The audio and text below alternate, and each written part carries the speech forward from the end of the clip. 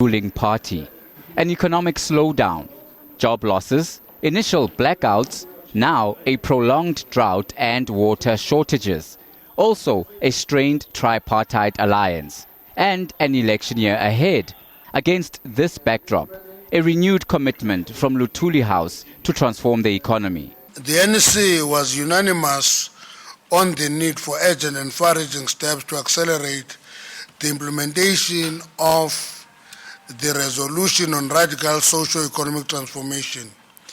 The ANC was unequivocal on the need for less talk and more action, and our people must enjoy the material fruits of freedom.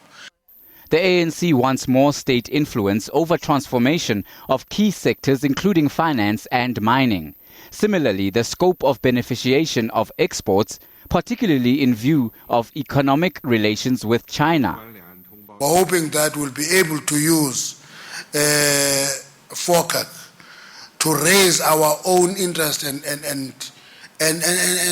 issues that we want addressed in the relationship. For example, in the case of South Africa, one of the issues is that though on paper our trade it looks balanced, the only difference is that from China we get manufactured goods. From South Africa we're exporting raw commodities. And the state of higher education, also a concern.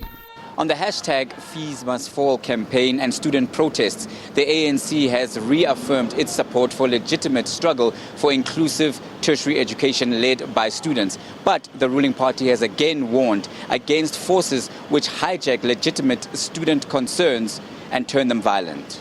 The destruction of property and facilities that are of service to the students themselves was condemned as work of anarchists who intend to destroy the future of many students.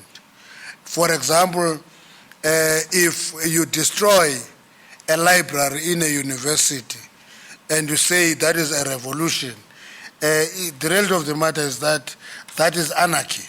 The ANC also wants implementation of the national health insurance and a national minimum wage accelerated. Tumalo Mohlaudi, SABC News, Johannesburg.